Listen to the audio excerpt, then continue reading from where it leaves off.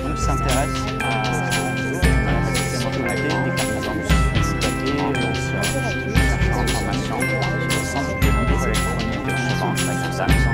Je travaille au sein du département académique.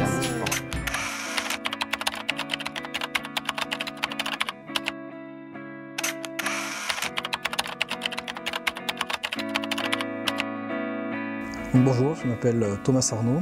Je suis doctorant en première année au laboratoire Système et Architecture sécurisée du Centre microélectronique de Provence à Gardanne. Bonjour, je m'appelle Ingrid Exurville. Je suis doctorante en première année au laboratoire Système et Architecture sécurisée dans le Centre de microélectronique de Provence à Gardanne. J'ai fait mes études à Gardanne, à l'école d'ingénieurs, au même endroit en fait. Et j'ai décidé par la suite donc, de faire une thèse ici dans le domaine de la sécurité, puisque c'est la spécialité du laboratoire.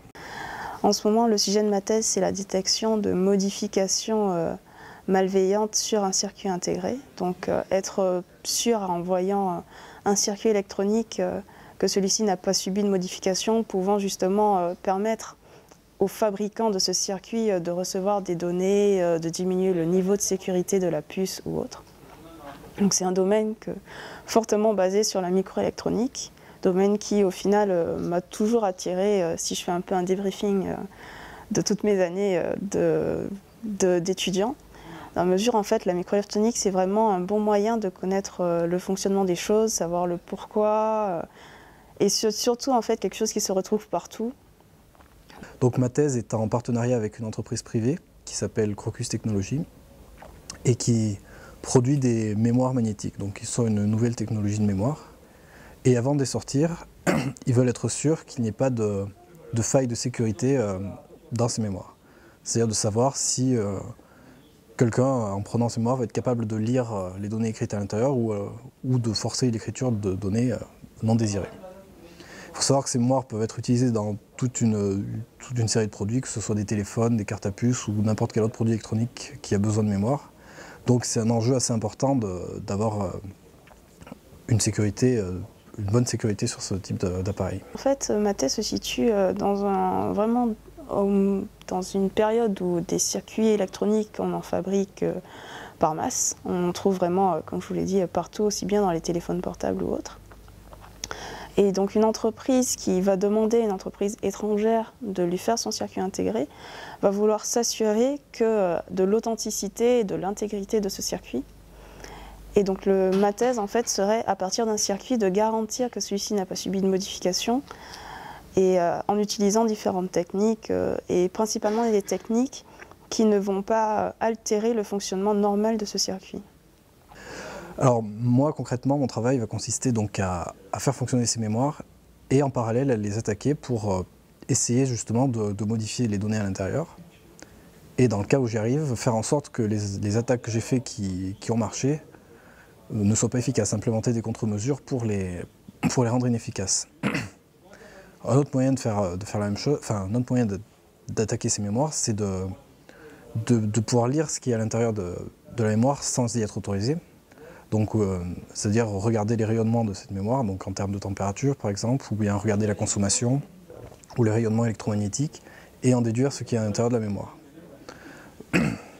Donc, si une de ces deux méthodes fonctionne, ça veut dire que la mémoire a des failles en termes de sécurité, et que donc il faut pouvoir boucher ces failles, implémenter des contre-mesures, ou trouver des méthodes pour les rendre efficaces.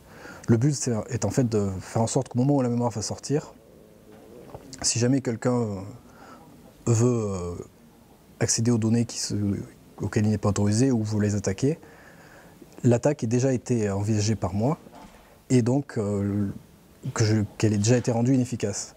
Faire en sorte d'avoir un coup d'avance sur les éventuels attaquants au moment où le produit va sortir. Et c'est le but du projet de ma thèse.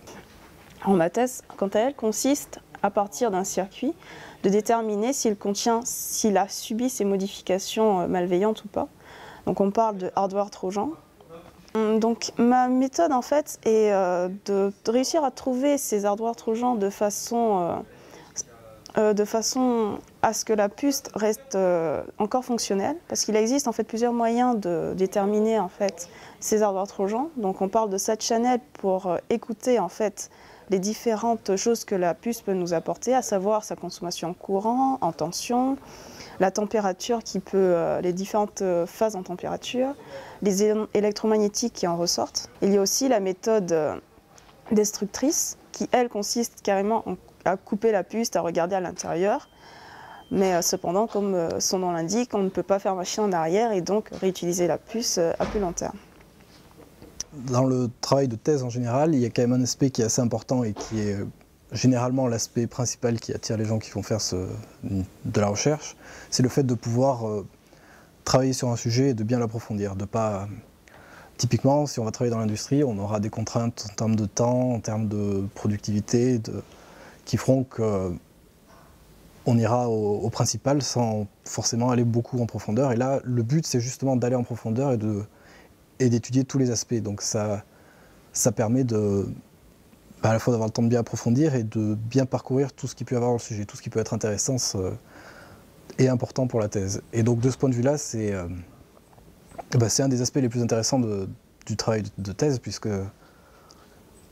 on avance au fur et à mesure de ce qu'on trouve et on n'a pas de limite prédéfinie par un supérieur, puisqu'il faut sortir un produit. Là, le produit, alors en l'occurrence, c'est un peu lié à l'industrie, donc il y a quelques contraintes aussi, mais le but, c'est clairement de pouvoir de voir assez large et de pouvoir de trouver des nouvelles choses. Donc en partant de ce principe, ça veut dire que, je dirais pas qu'on prend son temps, mais qu'on a l'opportunité de faire le tour des choses. Dans un sens, c'est assez, je sais pas, on va dire flatteur de se dire je suis là, et il n'y en a pas beaucoup, mais moi je suis là. Sinon, dans ma formation, après, ça n'a pas été un problème ou un obstacle ou quoi de me dire c'est un monde le plus souvent réservé aux garçons, si on peut dire ça comme ça. Parce que c'est quelque chose qui m'a toujours attirée. Donc, disons, dans la mesure où j'aimais ça, je l'ai fait sans vraiment me poser la question il y a des garçons ou pas.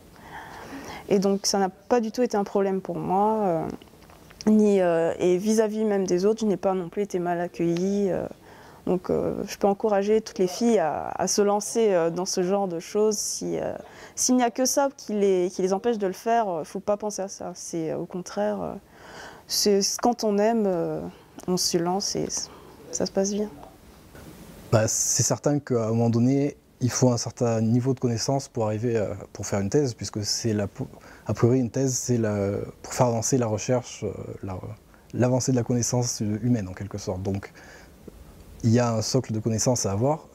Après, dans la mesure où c'est a priori dans des domaines qui intéressent les gens qui les recherchent, le fait d'avoir ces connaissances, c'est plutôt...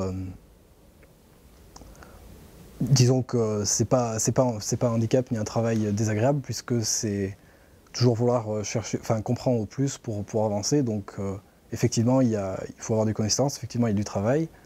Mais ça ne veut pas dire que c'est quelque chose d'inaccessible, qu'il faut être forcément un génie, puisque c'est des choses à apprendre, à comprendre. Si c'est quelque chose qui est motivant pour le chercheur, il n'y a pas de problème, même si le fait de toujours avoir plus à savoir, c'est une bonne chose finalement. Disons que moi, je me suis pas mal tombée. Gardanne, c'est sûr que ça ne vaut pas le soleil de la Martinique, mais le cadre est vraiment sympa, il y a vraiment pas mal de choses à faire. Donc tout se passe bien aussi, de ce côté-là.